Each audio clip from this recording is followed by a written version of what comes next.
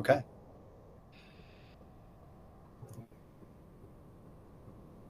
All right. Hey, everybody. Thanks for joining us. Just so you folks know, we're going to give it a minute or two for people to hop on, and then we're going to kick it off. But I hope everyone had a lovely Thanksgiving, and we look forward to speaking with you guys.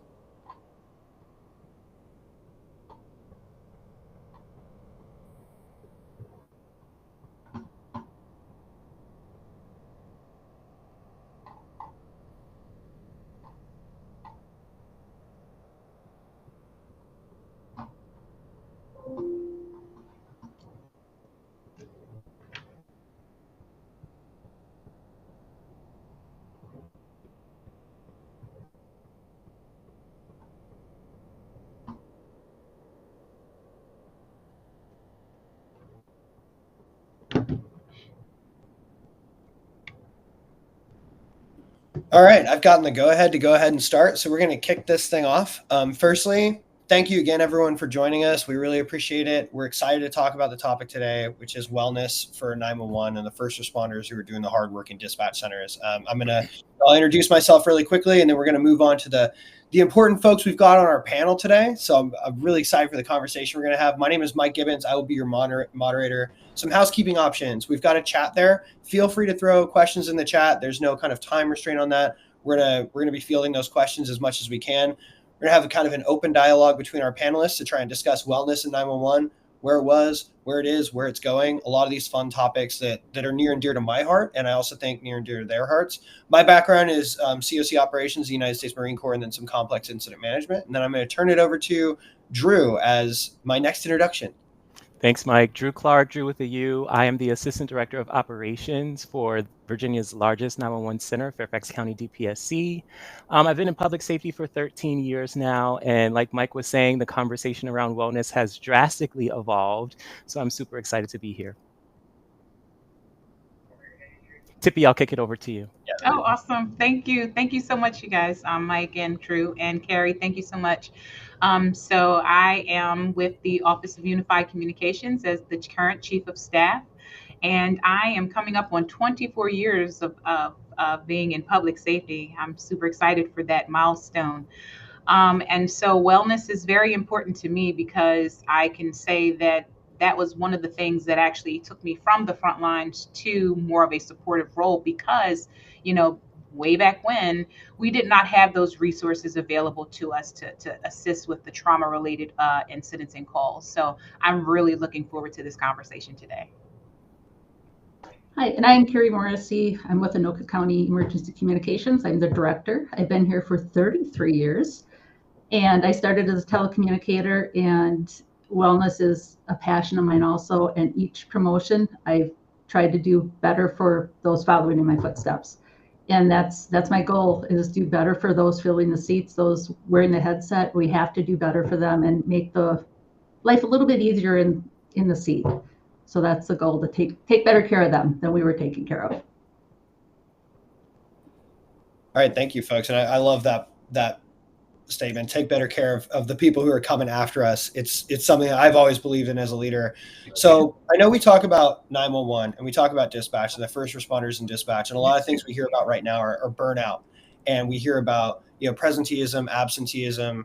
There's risk indicators, and there's all these different pieces. I think really kind of boil down to, with the evolution of technology, a lot of communities do look to dispatch centers as, that intelligence nucleus over time, and a place where a lot of our public safety infrastructure comes together. The other piece is the reality of that is, as the demand over time goes up, the resources don't necessarily go up to match that. And I think what we're seeing there is a lot of strain and a lot of burden on the people in the seat doing the job. But I'd like to hear from you folks, kind of what is driving that growing strain in the 911 workforce today? And, from, if we talk about shortages or stress or burnout, in your opinion, what is the biggest driver of that strain, just to kind of set that stage so we understand? And Tippy, I'm going to pick you first. Well, I'd like to say that, when we think about wellness, we have to think about taking care of our people, right?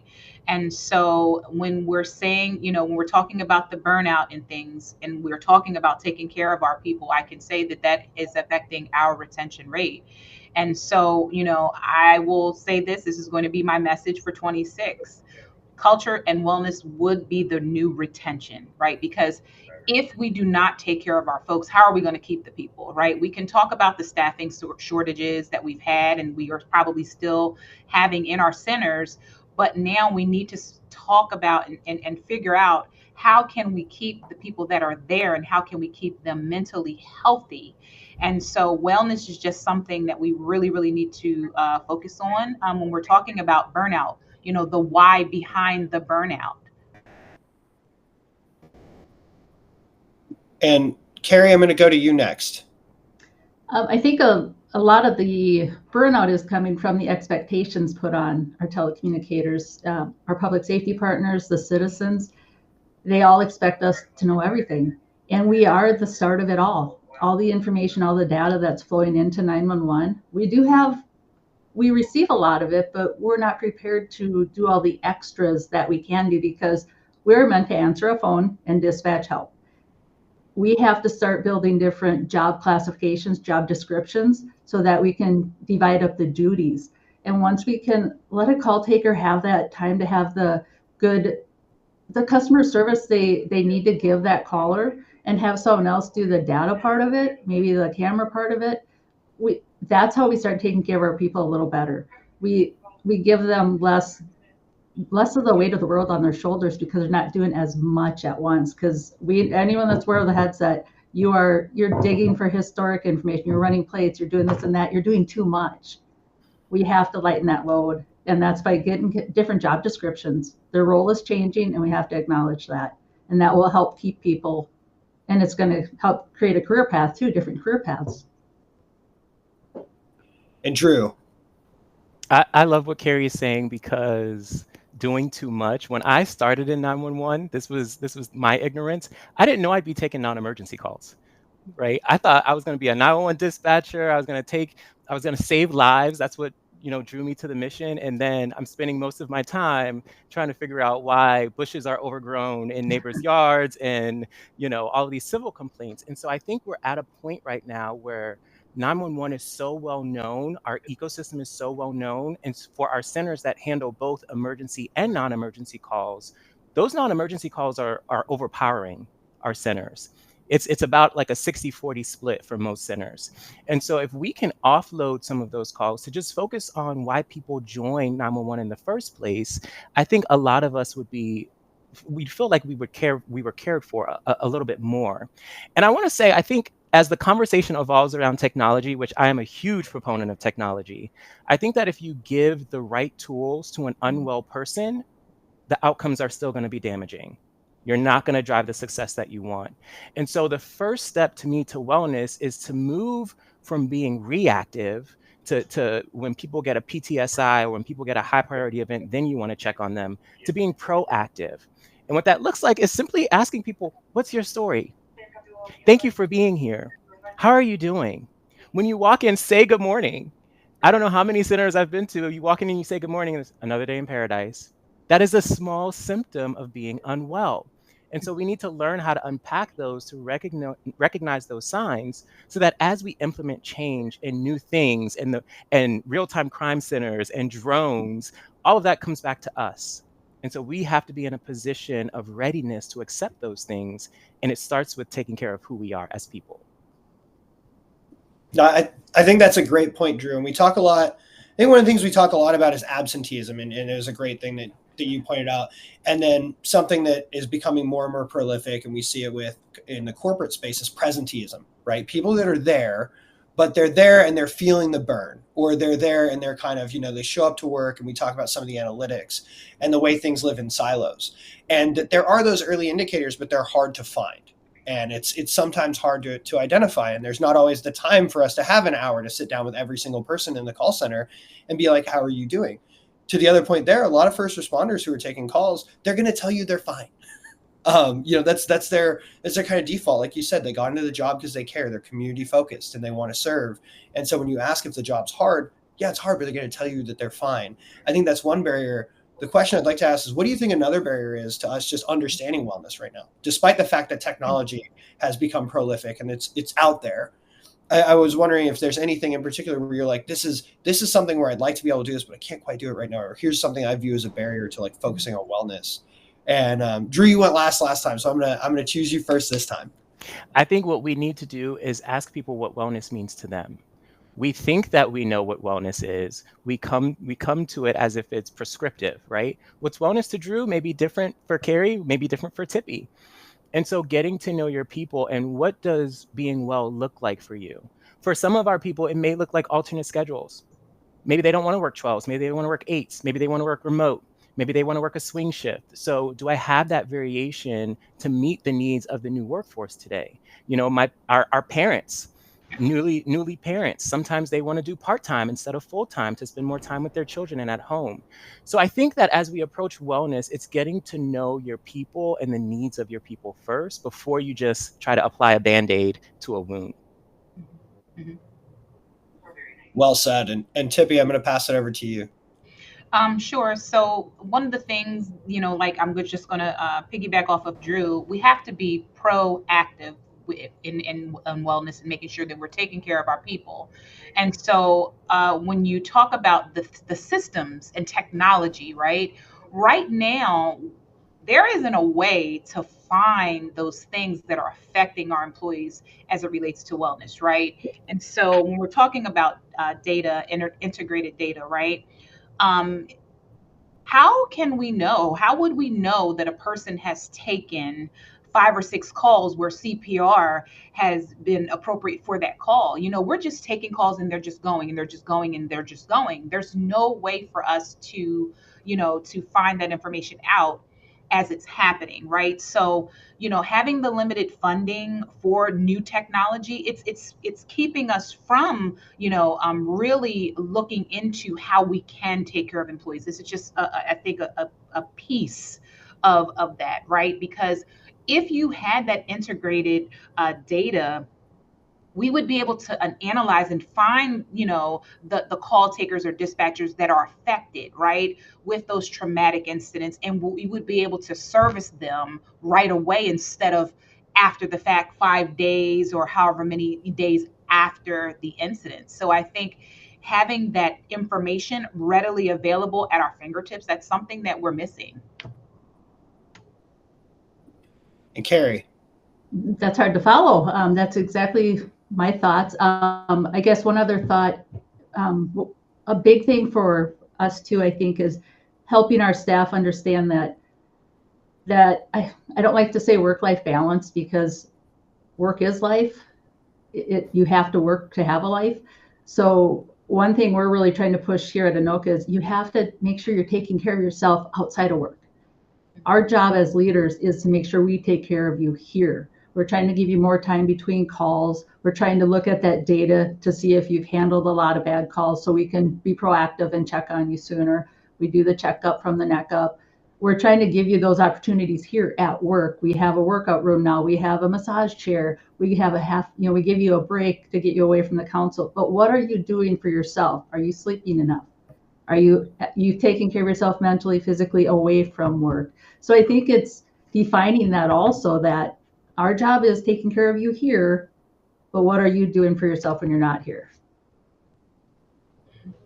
I think that's a great point, because it's one of those things where when we look at leadership, it has to be holistic, right? It's not just when I can see you, but how do I help you in all these other assets and facets of your life, especially when you're doing a job like this that you're doing, where someone once told me being a dispatcher is like speed running trauma, right? Like if you're out in the field and you respond to an MVA, or if you're out in the field and you've got a call, you're going to be there for a couple hours. You might have a few hours of paperwork afterwards. Whereas a dispatcher might have those calls. And Drew, I'll use your example. You could have someone who has a call early morning where it's suicide, and then someone who has a call following that could be, one of young parents might take a call that's a toddler infant mortality. And the next call they take might be, my neighbor's truck is 2 inches over the property line and I need someone to come out and look at that. And the expectation is they handle every single one of those calls with the same kindness, compassion, gravitas, and professionalism, which is very difficult, right? And so we talk about early indicators. One of the things I wanted to go back to is, as people are doing this job, and Carrie, you brought up a great point, when people are outside or when we're trying to manage our people? What have you noticed as some of the early indicators that maybe someone's struggling? And Tippy, you brought up a great point around data. We'd love to see it from data. And so I would like to view it from that lens. When we start to look at something, what are the key indicators early on that maybe we have a wellness issue, or maybe someone needs a little bit more help, even when we don't have visibility into that? And Tippy, I think you're up next to go first. So I'm gonna go with Tippy first this time. I would say, of course, behavior and how employees are treating each other. When you talk about wellness, we're not just talking about, making sure that the employees well themselves, but making sure that they treat others with kindness and with, professional. And so when you're finding that you have that Debbie Downer that's affecting others, that's probably a sign that something is going on, maybe not just at work, but also at home. And so when we see those behaviors, that's definitely a key indicator that's not only affecting wellness, but also affecting culture. That's a great point. Carrie, I'm gonna go to you next on this one. With a lot of our probationary employees, we do check-ins every 2 weeks, and we're doing quality assurance on them every 2 weeks, so we have more contacts. And when we see their QA scores dipping, we're like, oh, let's catch this beforehand. And I can genuinely say we've saved people because we've caught them. And we've also lost people when our supervisors have forgotten to check on them those 2 weeks. They've missed 2 weeks in a row, so a month, and we've had people quit. And we don't know if they want to miss those, what do we save those people too? So if an indicator for us is when their scores start dipping, they start getting, maybe they forget things, they're not using their logical line of questioning, following the right question, getting a little rude because they're losing their path. We got to get them back on the lane. And that's a big indicator for us, but we can help them by doing those check-ins. And that first year is the most important to keep them. Completely agreed, Carrie. For us, I do a stay interview with our probationary employees every 3 months because she's absolutely right. And what it looks like for us is people who are in probation typically don't call out sick a lot. So if you start calling out sick to a new job constantly, that's an early indicator that something's wrong. I don't know what it is, but it requires a check-in, right? What's going on? How's your training environment? How's your trainer? And sometimes I think we do that check-in, but we're just checking the box. So you have to get that trainee, that probationary employee, into an environment where they actually feel safe enough to tell you the truth about what's happening with them. So sick leave usage is one. And I agree with Carrie as well. The rudeness aspect, I see that is customer service levels. So they may have taken an EMD call and they did everything correctly, but the tone of voice was off. Right. And so if you're the frontline supervisor and that's your direct report and you're constantly reviewing their calls, when they don't sound like themselves. So it's a good leader to take them and say, hey, you got a 100%, but I just want to check because this doesn't sound like you. What's going on? Right. And then that's how you develop that connection to where they feel safe enough to be like, the context switching is getting to me, or, the environment today is just too loud, or who I'm sitting near is just not conducive to my growth. And so I think as we start to approach just those simple points of connection with our people, we'll mitigate and deter some of the early absences and even early exits from our agencies. Fantastic. And I'm going to kind of dovetail off that, Drew, because I think you brought up something that's critically important. And I'll kind of reference the Marine Corps ethos here. Is one of the things that we've always said is if you build a good culture, it will survive long beyond your current leadership. And I think in public safety, that's one of the things that is a huge focus. And sometimes it feels easy to people who are not in the field, but it isn't. It can be very difficult to build a good culture. So I think I'd like to, Carrie, I'll start with you. What does it look like building a good culture? Like kind of what do you focus on when you look at your center and you say, I want to build a good culture, Drew, to your point, where someone feels comfortable coming to me and saying, hey, I need help. And that's very difficult. So what do you think are kind of the foundational steps or the most important parts of building a good culture in a dispatch center? The biggest thing is making them know it's okay to not be okay. That's the biggest thing. Like, we really support each other. We have such a good crew out there, and it's not being afraid to get rid of the people that aren't a good part of the culture, because the Debbie Downers that Tippy talked about and the people that don't treat each other well, if they're on probation, don't keep them. If they don't fit with the center, don't keep them, because one or two bad people can ruin that culture. And you need a culture, and you need people that build each other up. And we've been talking a lot about this the last couple of years at our center, that it used to be a lot of people, you get people and you're like, they are not going to make it. Everyone knows that. You'd see it. You have coaches out there, they're not going to make it. It's like, stop. Our new mindset is, how can we save this person? Because we need people to stay that want to be here. How can we save them? What can we do to help them? So it's been a mind shift, and it's getting the buy-in, and we're giving our coaches more attention. We're getting them the proper training they need. So it's the shifting of the mindset. It's like, you want less overtime, let's save these people, and let's think about it differently. Not who can we get rid of, who can we save. So that started our culture shift. Drew.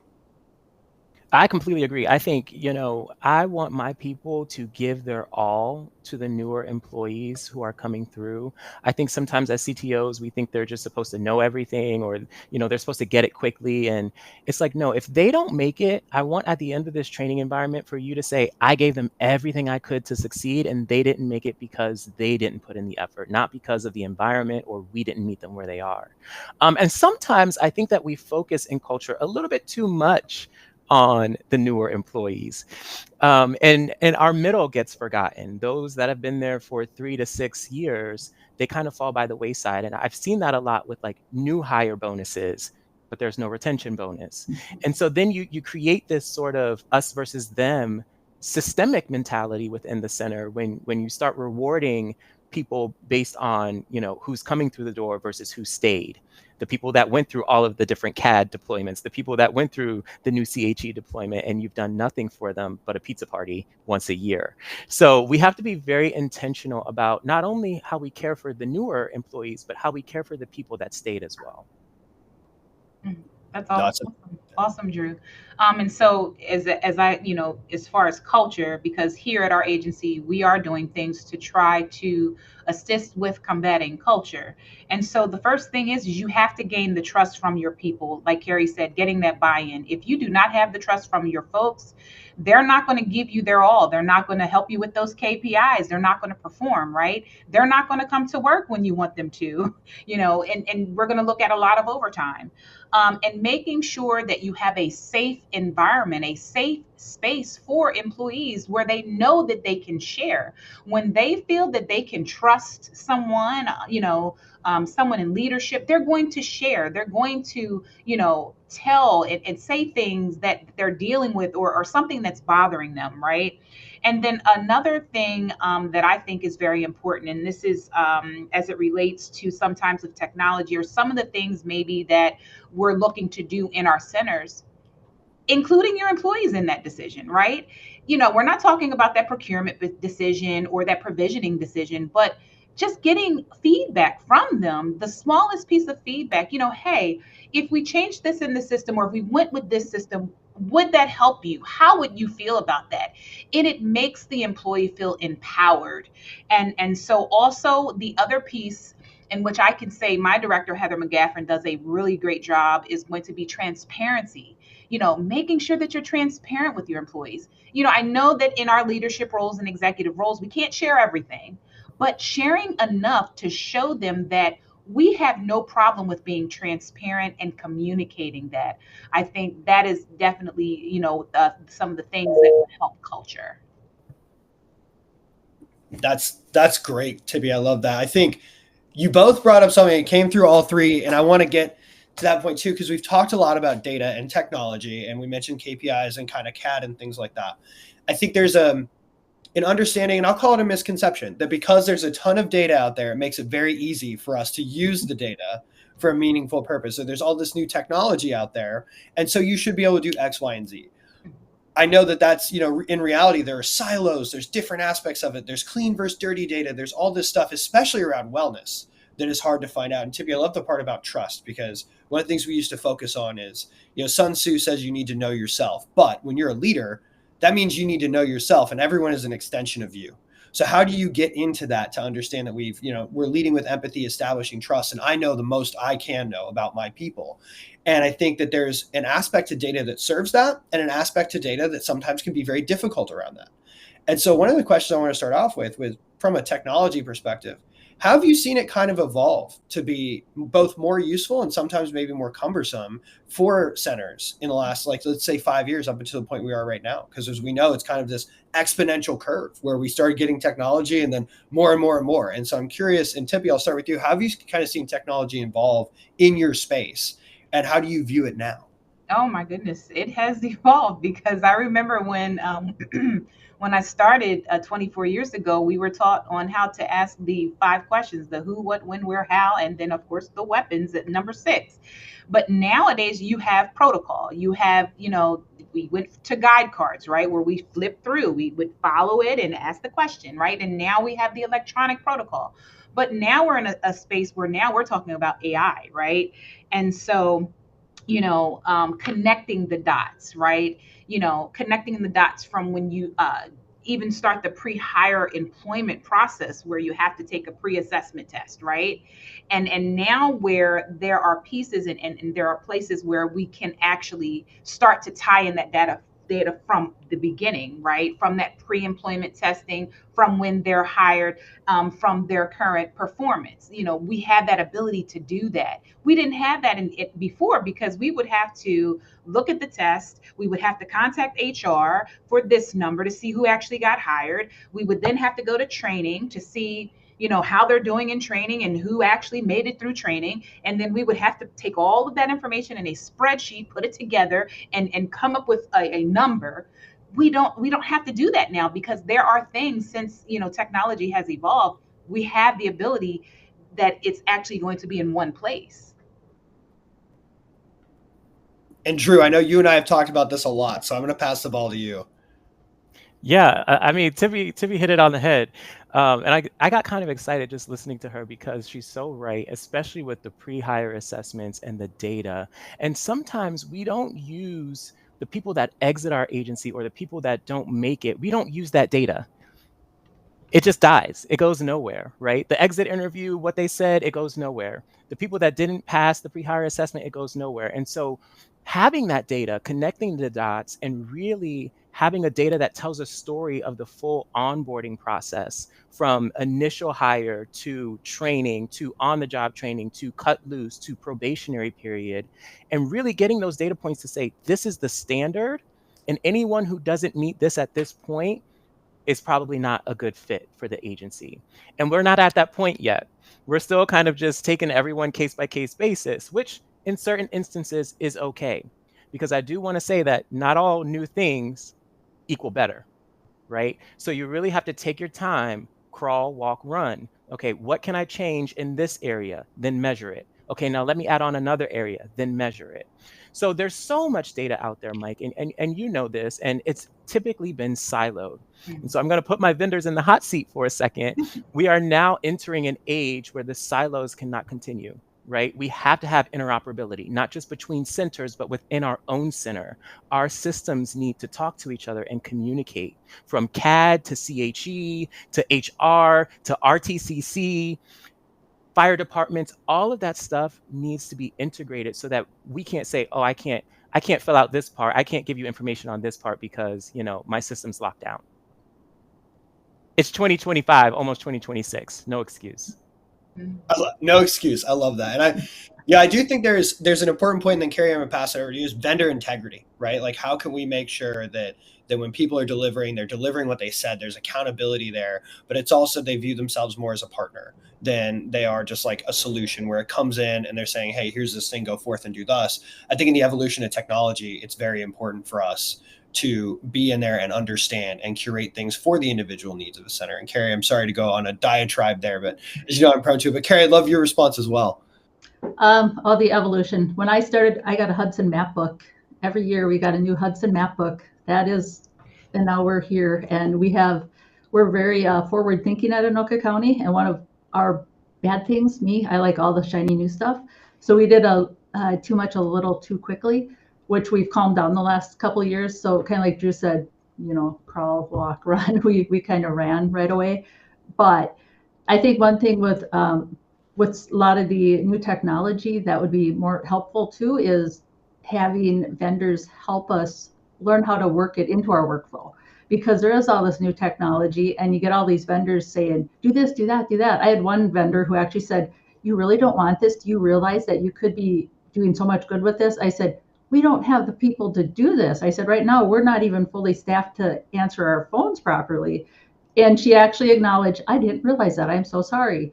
So it's vendors not understanding our staffing needs, and again, those different job expectations if we don't have people able to do everything that people expect us to do. So how do we change our workflow? How do we add these new technologies into the current workflow to make it practical for us?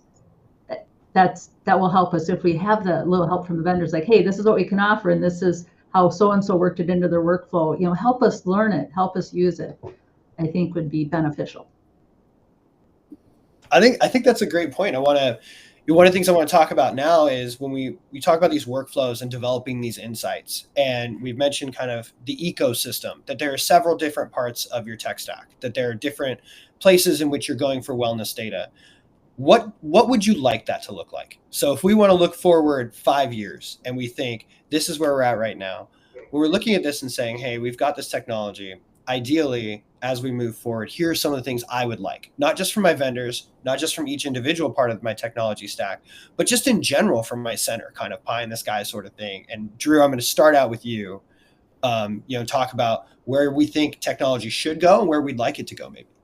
Yeah, I think workload management is one of the first things that popped into my mind, especially on the dispatch side. I think with call taking, we have sort of call taking metrics, we have that data, but when it comes to handling incidents, right? I don't know if one of my dispatchers has handled more or had more radio time than another dispatcher. I don't have a platform. I don't have data to show me the workload distribution amongst my police dispatchers and my fire dispatchers. So I think using workload distribution, it can show you how to systemically change and distribute the workload in an even way so that one person doesn't get continuously burnt out. And I think that sometimes it can be tricky because certain people sit at certain stations or certain seats because there's that adrenaline rush. And so you have to get them used to that, listen, handling all of this is not normal. We need to scale it back. We need to have a 1-to-8 ratio for dispatcher to officer instead of 1-to-20, right? Because it's in service of our responders. And so having that data to kind of show where the distribution of the work is within my center, from call taking to police dispatch to fire dispatch, would be super helpful. No, I love that. And Carrie, I'd love to get your feedback on that as well. I agree with the same thing, everything Drew said. It's spreading the workload out, having the data to support it, because that will support getting more staff, because you can't overwhelm people. I mean, we have call takers. I look at our daily stats, stats daily for how many calls people took. And we have people that work a 12-hour shift that take over 140 phone calls a shift. And when you equate that to how many calls a firefighter goes on or a police officer, it's a call for a call taker. And again, if we have data that we can see so-and-so work phones 3 days in a row, well, we cannot have them working phones 3 days in a row if they're taking that many calls. And then why did they take that many versus their partner call taker? Well, maybe there was a reserve channel, so someone covered radio more often. So if we can get the data to separate those roles and understand why someone is working a little more than someone else, we need to understand it better. Even the metrics on, the police fire dispatching, we can't overwhelm them. We're actually trying to get an extra law channel because of that reason. We have too much going on. The push to talks on one channel is way higher than the other. We need a third channel. So we need the data to support that, to get our county board to give us that position. And we need we need another fire dispatcher. But how do we get that data?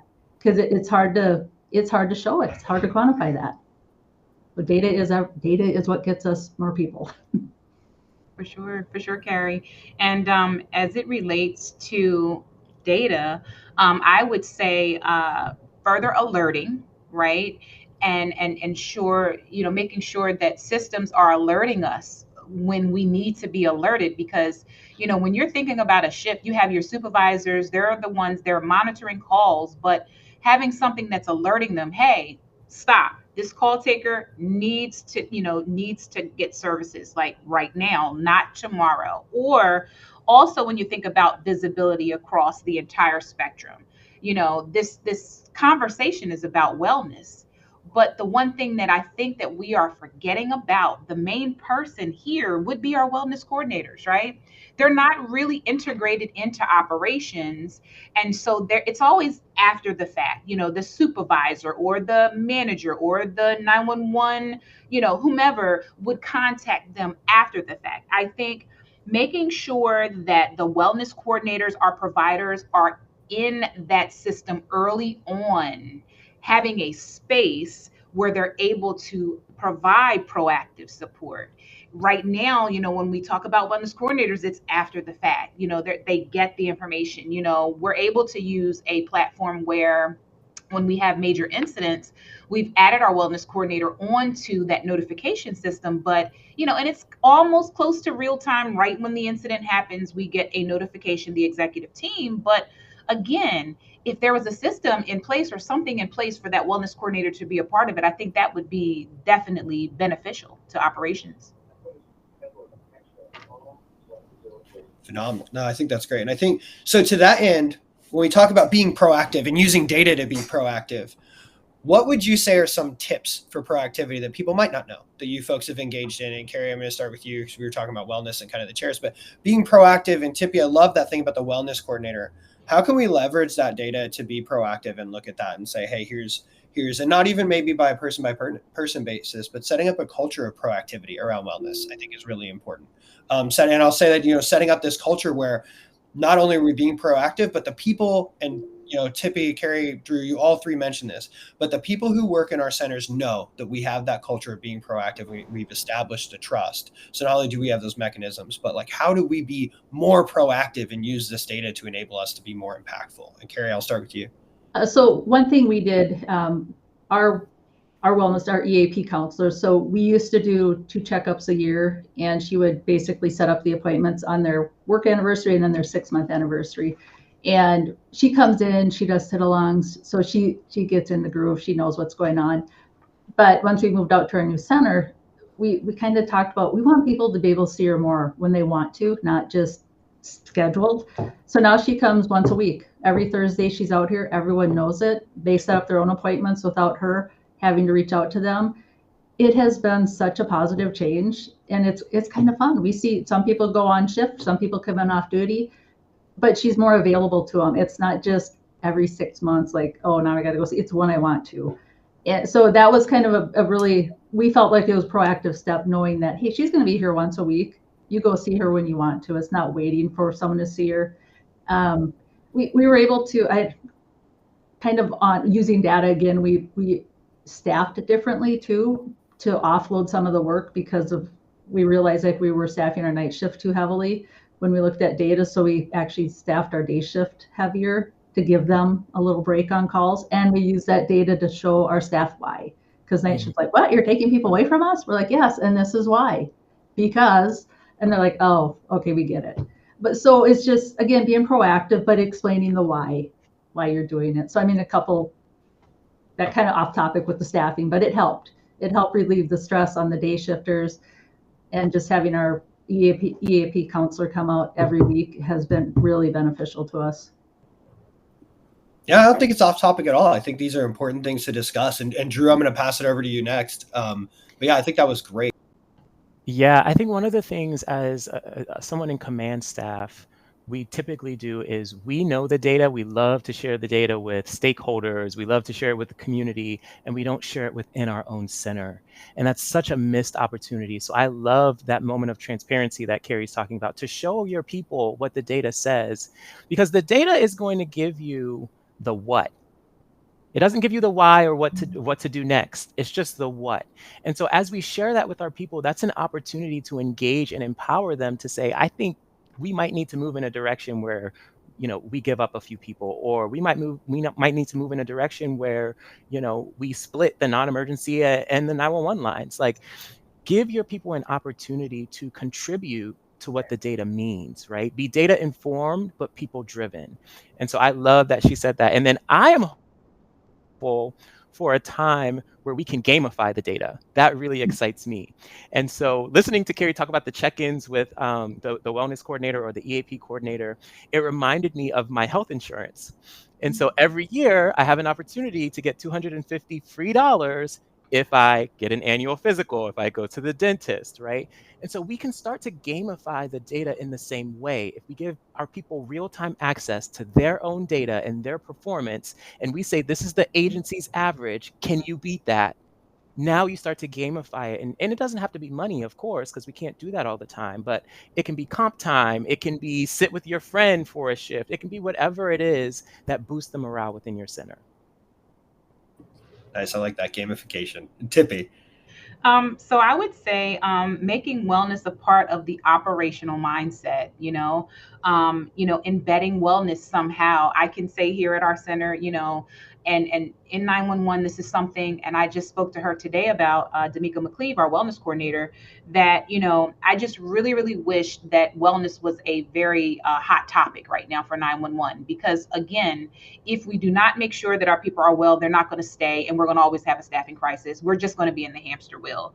And so when we talk about embedding wellness, not forcing, but giving those opportunities where, like today we had meaningful meditation, and tonight we're going to have massages at 6:30 for our night shift.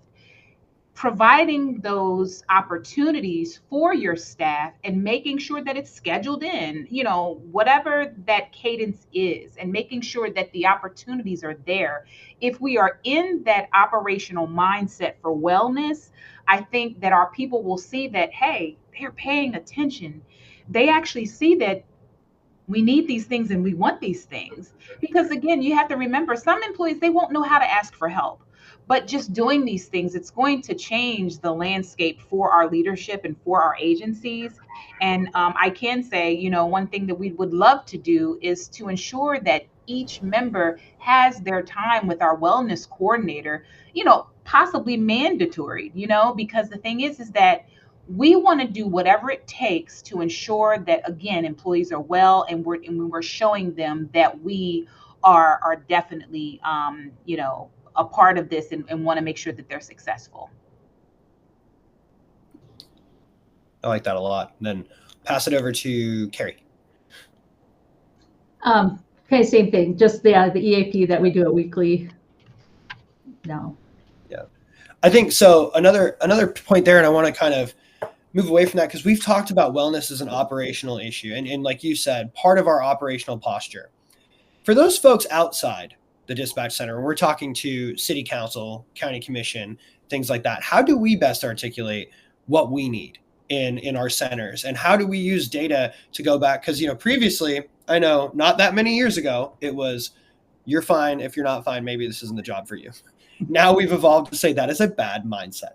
But the reality is, as we move forward, there's still a lack of understanding. It's hard for people to truly understand if they haven't sat in a center or done that.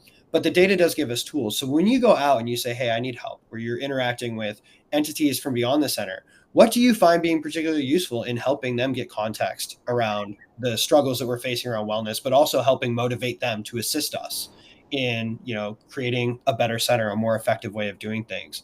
And Drew, I'm going to start with you. Yeah, there's this saying in emergency management, we say never waste a good crisis.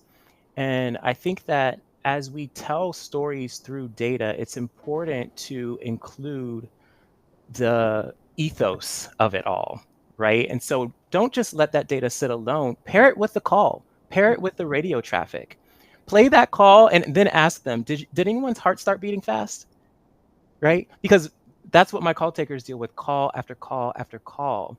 And this data shows that the surges are too much for them. Right. So I think we need to move into a period of time where we're actually creating these case studies to present to our stakeholders, and not just the data alone, because they're not going to get it. And that shouldn't be the expectation for them to get it without sitting in the seat. Right. So we have to bring our people to them via the calls, via the radio, via what's going on in our centers. Carrie.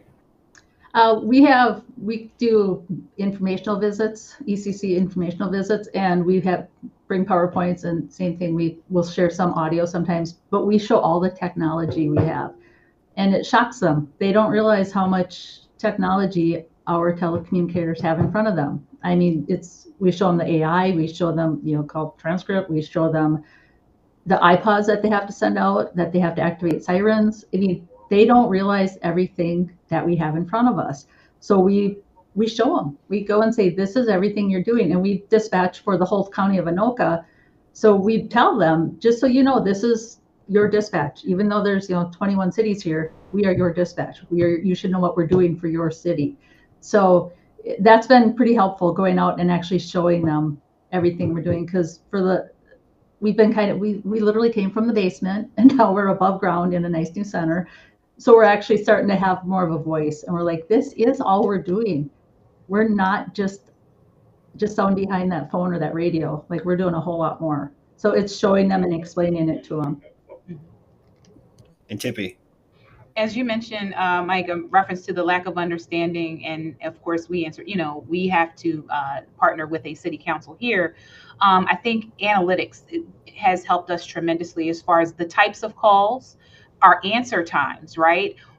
The why behind the answer times. Why are the answer times here, but now we've been able to get those from 15 seconds to 4 seconds, right? The number of calls, and then the number of calls per call taker.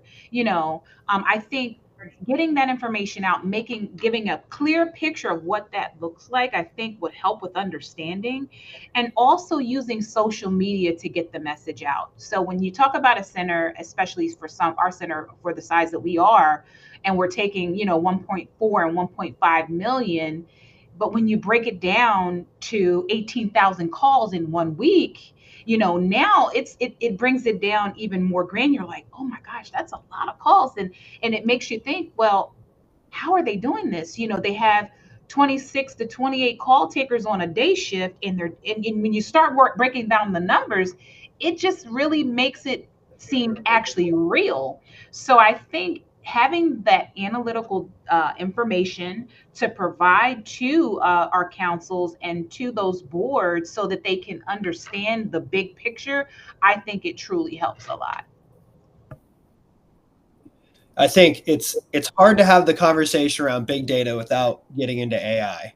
So I'm going to ask a question around AI now, and I'll preface that. I think one of the things someone once said to me about AI that I've found to be true is it's a wonderful tool, but it has to be calibrated and it needs context. Otherwise, you've essentially given a child access to Netflix with no context on what's fictional and non-fictional. So they tell you about this documentary, Jurassic Park. It was a terrible tragedy, thinking it's 100% true. I know we've all kind of seen that, but I feel in the 911 space in particular, AI has the opportunity to do a lot of good, but there's also these areas where we need to be thoughtful. And I'm curious about your opinions, like wellness, but also just dispatch related. Where does AI give you a lot of hope for the future, and where are you a little bit cautious about it? And Tippy, I'm going to start with you on this one. Thanks, Mike. So what I'm going to say about AI, I had to use this example because we do have here at our center, we have 2 AI solutions that we're using currently. And one of the more recent ones that we've been provisioning and utilizing, we're going live tomorrow. I preface it just with this example. To me, AI is like teaching a puppy to use the puppy pad. He runs from the puppy pad, he won't use it, and you have to pick up the puppy and put him back on the pad. And you have to keep doing that and until he gets it right. And so the thing is with AI, it's the same thing. Once it's out of the box and you have it, you have to teach it how to do what you need it to do. You have to continually work with it. And, I think in our space, in the 911 space, I think it's going to be grand if we understand it that way, understanding that, it's not perfect, but we can make it perfect. But you just have to continually to teach it what to do. I love that puppy example, and I know I'm pretty sure that's topical for you right now, right, Tippy? That's a great example. Okay, Drew, I'm going to go to you next. I have an example too that I tell people regarding AI, and I say you have a shopping cart full of organic grocery products, and you have to go through the self-checkout, right? You don't want to do that. Drew doesn't want to do that. I want a person to help me put these squash and bananas through the checkout line, right? And so AI is kind of the same way. I think we have to always remain community focused.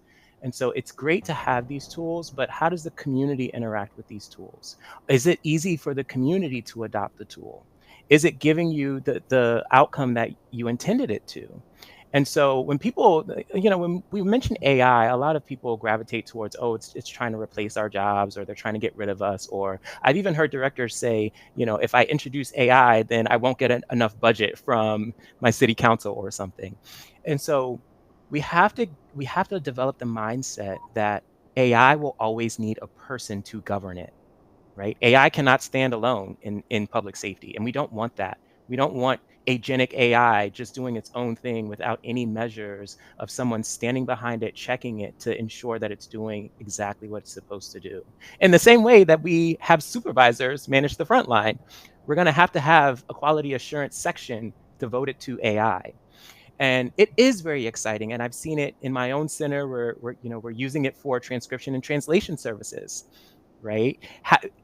Imagine having to get a third-party interpreter for a language that's not well spoken, that there's not a lot of translators for, and now you're waiting 5 minutes with this third-party vendor to get an interpreter for a life or death emergency, right? We know that seconds saves lives. So AI is really helping us to mend that gap, to bring service to people that are vulnerable in the community. And I think that's where the biggest impact it's going to make.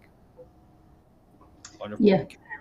Yeah, and we're using AI also, and I think that language translation, the live transcript coming in has been wonderful, because we know what the call is. We're not sending an unknown language barrier call out for help. If sounds like they need help, we know what it is now. I think AI is going to be a powerful tool. It already is. I think one of the biggest things for us, it's coming, it's here. We have to adapt to it somehow. And we're actually, in 9 minutes, we're doing a 2-hour test of it, because like Tippy said, you have to train it. So we've used it. It hasn't worked right. We're retraining it. It hasn't worked right. We're doing another 2-hour test today. So our staff was involved, like, what do you want to see? So we're testing about 8 different event types. And so it's going to be trained again.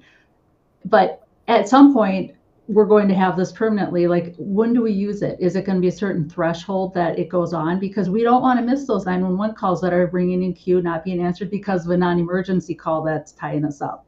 So there is a place for it. And again, like Drew said, it has to be monitored. But I do think there's a really good place for AI, because I don't want a 911 call not being answered. And I think that's the message that we're delivering to the public. Yes, you might have AI, an automated call taker, taking your non-emergency call. It's because we want to be able to answer your true emergency when we need to.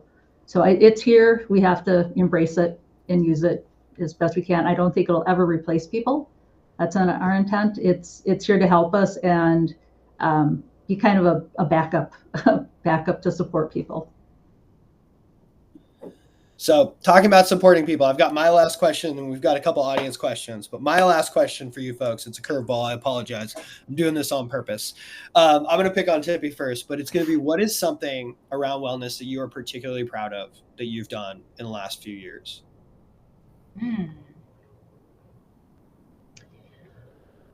Not just bringing on the wellness coordinator, our fabulous wellness coordinator. I think the one thing that I am just super proud of for this agency is that she incorporates wellness. It's from within. I know that she cares about our people, and we are so active. We have so many different activities, and that's the part that I'm proud of. We do cooking, exercises. We have yoga. Like I said, we've done massages. We have our wellness room. So many things that are surrounded by wellness that she keeps going for us, and we can actually see the difference with our folks. So I'm super proud of that. Fantastic. All right, Carrie. I can't take credit for this, but one of our telecommunicators, we have a wooded area now at our new center. He's like, Carrie, can we have a path? I'm like, ooh, let me reach out to Parks. And they came out and they gave us a path around the perimeter of our fence, so inside, and then they cut a nice little trail through the woods. So now we have a nice little area where they can, when it's not snowing, just that they can go out and walk through the woods instead of walking laps in the parking lot. And that was really neat. And so he got a little award for being a park ranger at our department meeting. But that's fun. They like having that outdoor space. They can go walk and be in nature, and that was fun. Especially today with the coming 0-degree temperatures. Yeah. Right? Yep. All right, Drew. When I started in 911, we didn't even learn people's names. They didn't even learn my name until after my probationary period, right? And I want you to think about, what does that signal to someone coming in? And so now we've turned that script completely around. I developed an outreach and recruitment committee. There are 3 R's that they're responsible for: is recruitment, retainment, and retirement. And so on day 1, they roll out this huge yellow carpet to the front door. And when people walk in, they have pom-poms, they have clappers, they are screaming their name, saying, "Welcome to the agency." And when I saw that, I didn't tell them to go that far, right? I just told them what I wanted to see as far as belonging, but they came up with that on their own. And when I say it completely changed the atmosphere of day 1, we moved from 13 years ago playing a terrible CPR call to kind of scare people away from the job, to now welcoming them in and creating a sense of belonging for them. And then we've paired that with teaching wellness and stress reduction principles in the academy. And so I think that we're on the right path to being proactive about wellness and really putting the capability within the call taker's hands to take care of themselves in the event that someone else doesn't catch something that's happening to them. That's incredible. Thank you all for sharing that. And I'm gonna field a couple audience questions. We have one. If we rewrote the definition of success for 911 Center to include wellness, what new metrics or indicators should we add? And I will open this to the floor. So I'm not going to pick on somebody first. It's whoever wants to jump in first and grab that. I will say joy, and I don't quite know how to measure that yet, but I'm going to find out. But when I walk in and people are laughing and people are sharing stories, and our night shifts kind of do this inherently, right? Because I think there's just a little bit more time to play games and collaborate with each other. But you walk in on day shift, it's quiet, everyone's busy, it's chaos. Night shift, they have this like family environment that just feels different. And so if we can get to a place where we can actually measure and amplify joy, I think that'll be the new wellness. Yeah, and I think we had a team that they would have family meals, like every 2 weeks they'd have a family meal. They'd have their potlucks, and it was their family meal week, or every other week. But just, yeah, that more, just the family. It is. I mean, people say 911, it is a family. And we have 4 teams, they work their shifts, 12-hour shifts, and it was always fun. People look forward to it. Just bringing them together. And also, as it relates to a metric, I mean, when you think about wellness, we also want to just think about, where does it affect, where does wellness affect other things within the center? And we're talking about attendance, behavior, performance, right? So building, I think, metrics around that, because we can track a conduct all day long for, where they're going to be in the discipline process. So why can't we track conduct to look at, have they had wellness services? Is this a product from something that has happened? Being able to add that in as a metric, I think would be helpful. Outstanding. Okay, last question. I'm with a smaller agency. How do we fund or support these wellness changes when budgets are tight? And I think this is a great question, because I think the vast majority of centers out there kind of wondering the same thing. I can some things that we do that don't cost anything. We give attendance incentives. If someone doesn't call off, they get a bonus day off, but they have to use their own time off. It's not just free time. So they have to use comp time or FTO. But if that day's filled up, they can turn in their attendance certificate, their perfect attendance certificate, and earn and get that day off. So it's something that it doesn't cost anything. We've had incentives for teams where then we, like Drew said earlier, we'll get the team pizza if they've done something, like if they've met a goal or something. So that costs a little money, but it comes out of our pocket, not a budget or anything. But the attendance incentive has been nice. People really like that. We also do it with if people pick up a certain amount of overtime, they get points for that. So then they'll earn another day off, free day off. So they still have to use their FTO, their earned time off, but it's not any money that we're spending. Cool. Anyone else? If I could just add, I would say go either to your county, state, or your board, because I know here in DC, our mayor, she's very big on wellness. And so our district government, they provide a lot of resources at no cost to us. So I would say to look into those resources, because there may be some things there that you may not know about, but reaching out to them would be very helpful as well, where it may not be a cost to your agency. Nice. Drew, bring us home. Yeah, we have a peer support team, and they are always coming up with unique ways to celebrate people. And they've done like send a coworker a compliment day, different things that just make people know that you're thinking of them, right? It doesn't have to be monetary. It doesn't have to be extrinsic. And honestly, wellness is simply caring. Right. I think Carrie said that at the very beginning, like caring about your people. And so if you can do that in creative ways, if you can do that in systemic ways, however you can do it, do it. Do it often, do it early, and don't stop. I love it. Well, thank you to our audience out there for joining us. We appreciate you coming on. The recording will be available. But honestly, from the bottom of my heart, you three, thank you so much. This has been an absolute pleasure. I thoroughly enjoyed it. And I hope everyone has a fantastic day. And again, thanks. And let's keep the good work going. Thank you. Thank you. Thank you.